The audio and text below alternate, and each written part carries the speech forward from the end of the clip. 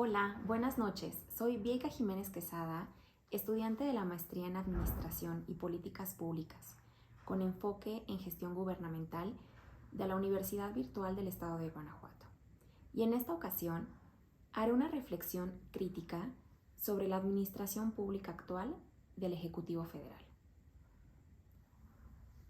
La colección de torpezas e indicios de conductas delictivas o que lindan con la ilegalidad ha servido para tener una idea clara y nada mítica de lo que acontece actualmente en la sede del Ejecutivo Federal. Para entrar en contexto, me gustaría partir de la premisa que hemos aprendido en este módulo en relación a las políticas públicas. ¿Qué son y para qué sirven? Y así, contando con una mayor perspectiva, podremos analizar su aplicación a la situación actual en el país. Las políticas públicas son acciones de gobierno con objetivos de interés público. Surgen de decisiones sustentadas en un proceso de diagnóstico y análisis de factibilidad para la atención efectiva de problemas públicos específicos en donde participa la ciudadanía en su definición y soluciones. En síntesis, son el curso de acción y decisión que toma el Estado con la finalidad de transformar o modificar una situación o problemática determinada, dando respuesta o atendiendo a distintos sectores de la población. La idea de una actuación del gobierno es básicamente para solucionar problemas públicos específicos.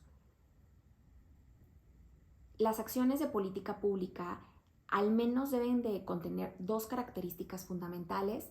La primera debe ser buscar objetivos de interés o beneficio público y ser resultado de un proceso de investigación que implica el uso de un método para asegurar que la decisión tomada sea la mejor alternativa posible para resolver un determinado problema público. En mi opinión, una acción de gobierno que no busca el interés público o que no está sustentada en un proceso de diagnóstico y análisis no debería de ser considerada una política pública. Simplemente se consideraría un acto arbitrario de autoridad.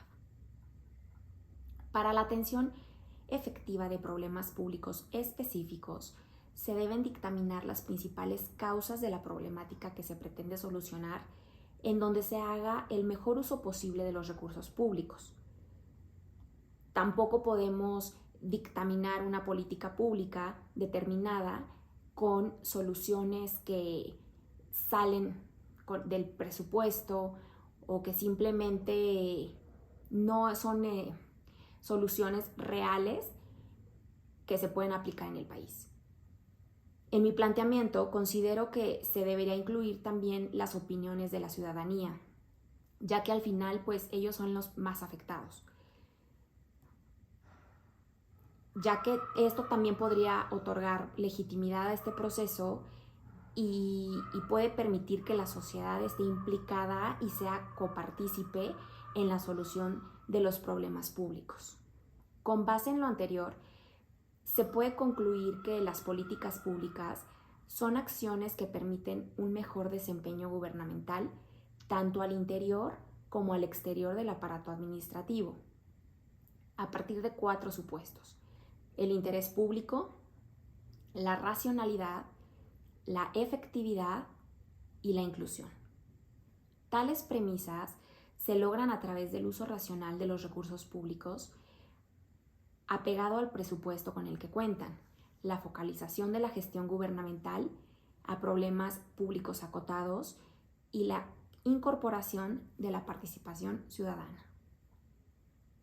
A poco más de la mitad de la gestión del presidente de México, se han desatado un sinfín de numerosos escándalos, combinando una serie de variables en las que destacan la ineptitud, la corrupción, la falta de estrategia y la omisión de la aplicación efectiva de políticas públicas que combatan con hechos el tan desgastado discurso del presidente de querer ser diferente a los gobiernos neoliberales y erradicar la corrupción.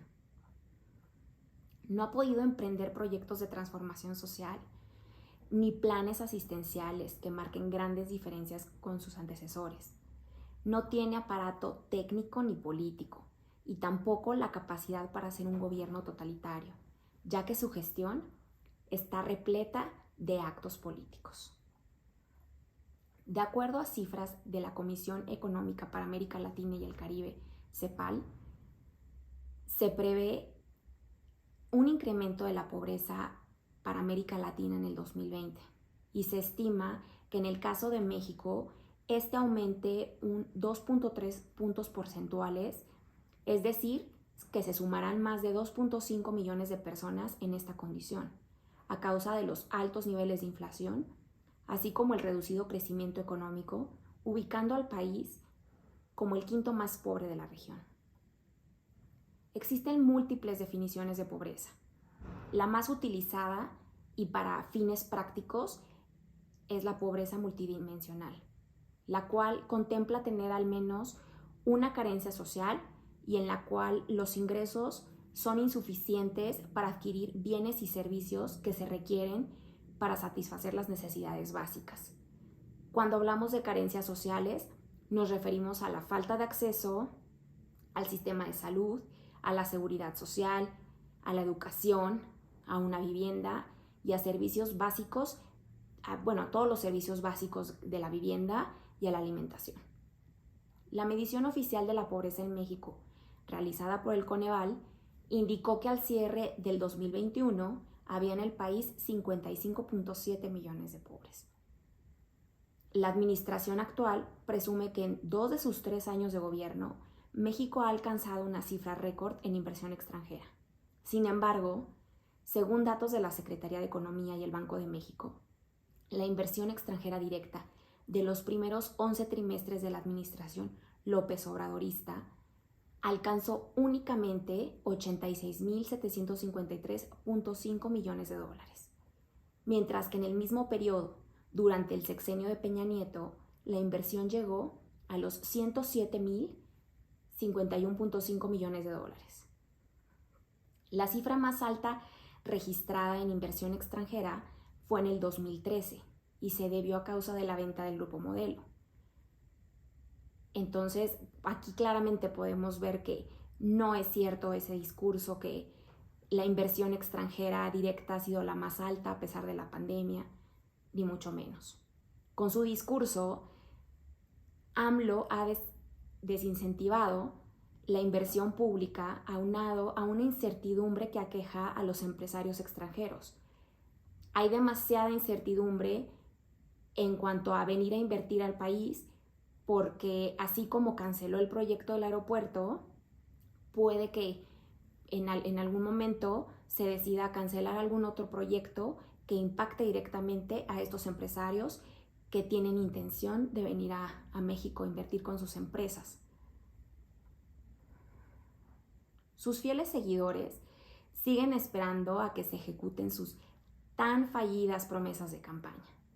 La venta de un avión, una refinería que aunque haya sido inaugurada, aún no puede operar ni refinar nada.